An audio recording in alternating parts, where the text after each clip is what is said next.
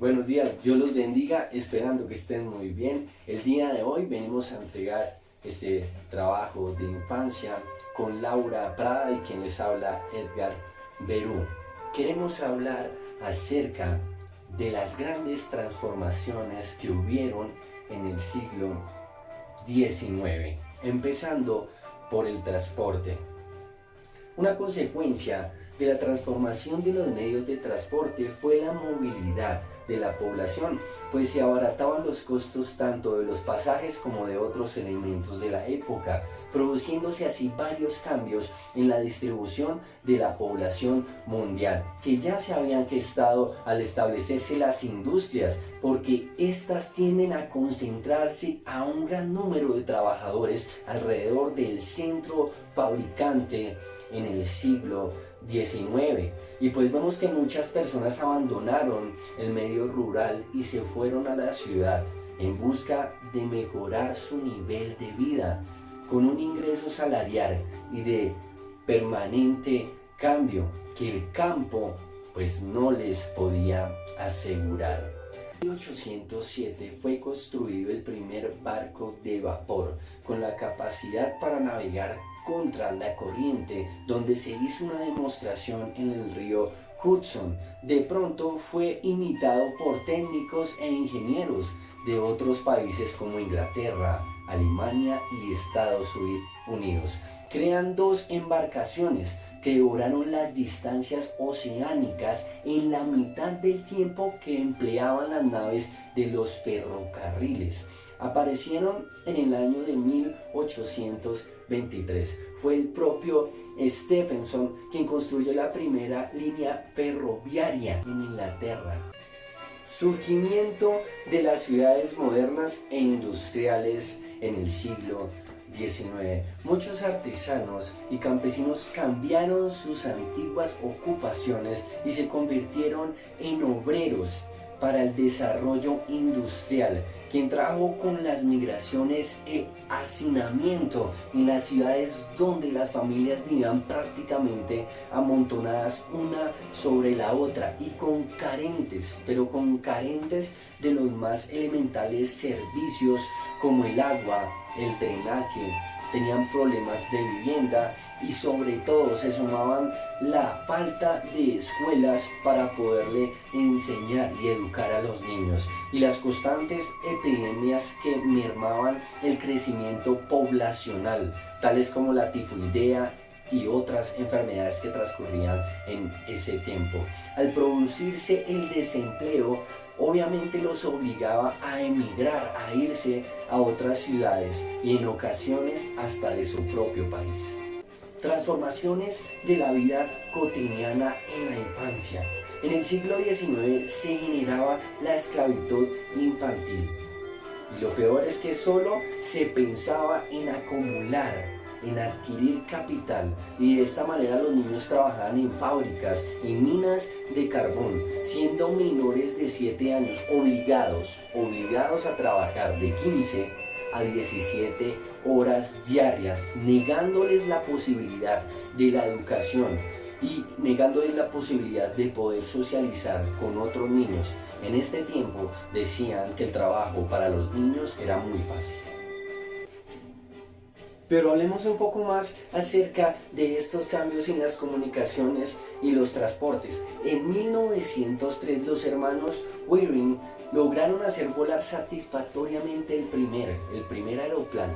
Las telecomunicaciones también progresaron notablemente en el segundo periodo, en la segunda mitad del siglo XIX. El telégrafo, inventado en la primera mitad del siglo, permitió la comunicación confiable a distancia. Consistía en el envío de pulsos electromagnéticos de corta duración a través de un cable para que pudiera transmitir toda esta información y que llegara a ciertos puntos. Pero, ¿quién fue el creador de esto? Para comunicarse a esta manera, Morse, ¿cierto?, se inventó la clave que lleva su nombre, consistente en codificar cada letra o número mediante puntos y rayas En 1858 se tendió a través del Océano Atlántico un cable telégrafo que por primera vez permitió la comunicación instantánea entre dos continentes. Gran Bretaña. En Gran Bretaña, por ejemplo, más de la mitad de la población todavía vivía en el campo. Hacia 1830, el campo también se benefició con el desarrollo de la industria. Algunas herramientas agrícolas fueron sustituidas por máquinas y se implementaron nuevas técnicas en los cultivos que permitieron cosechas mejores y más abundantes. Sin embargo, al igual que en otras áreas productivas, en el campo los inversionistas compraban grandes cantidades de tierra y los campesinos para dedicarles a la producción agrícola y ganadera de tal manera que ellos fueran despojados de sus tradicionales medios de subsistencia y se vieron en la necesidad de emigrar a las ciudades para contratarse como obreros. Pero hablemos de algo realmente importante: los niños en el siglo XIX. Ya abarcamos varios aspectos a nivel general de lo que pasó, pero en este momento vamos a enfocarnos en lo que fueron los niños del siglo XIX. Durante este periodo, este siglo, los niños adquirían una imagen de seres frágiles, ¿cierto? Donde se organizaban tertulias, se charlaba de política o simplemente se tomaba un café en diferentes espacios. Era muy frecuente las reuniones literarias, las políticas o musicales. La música en este tiempo ofreció amplias posibilidades en ese sentido, por lo que se propagó ir a conciertos. También se implementaba mucho la ópera en este periodo, se convirtió en el principal escenario de la burguesía. En general, la sociedad urbana albergaba el sentimiento de estar participando de una era de progreso y expansión. Frecuentemente se celebraban grandes exposiciones en las que se mostraban los últimos adelantos, las materias más diversas, y también era habitual la creación de museos con los que se trataban de instruir al público en los más variados y valiosos saberes, dejando a un lado a la infancia.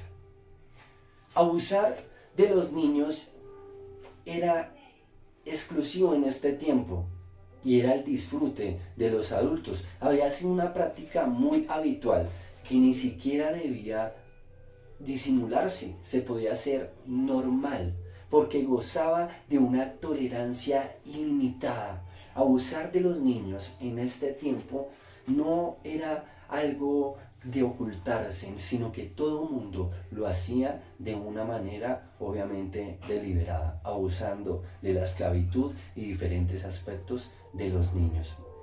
Muchas veces la gente miraba para otro lado cuando sucedía o cuando miraba que estaban ultrajando a un niño. Nada parecía menos atinado que pensar en los derechos de los niños, similares a los que la Revolución Francesa habría proclamado pocos años antes para todos los ciudadanos adultos y de sexo masculino. En 1864, hacia el final de la Guerra de Sucesión Norteamericana, 247 niños y adolescentes de la Academia Militar de Virginia, 25 de ellos menores de 17 años, participaron en la batalla de Newmarket ante la falta de soldados adultos. Algo parecido había sucedido con las mujeres soldados. El abuso de menores, sobre todo de niñas, aunque también de niños como de adolescentes de ambos sexos, fue bastante común en este tiempo. En 1762, el filósofo francés Juan Jacobo Rousseau dijo: "No sabemos nada de la infancia". Las ideas de Rousseau fueron determinantes para comprender al niño, para comprender su mente como una entidad, como persona con una personalidad propia. Planteó la importancia de una educación de los infantes, de los niños como futuros ciudadanos que tomarían en cuenta su naturaleza, sus necesidades, sus capacidades y propuso un desarrollo más armónico y con mayor libertad.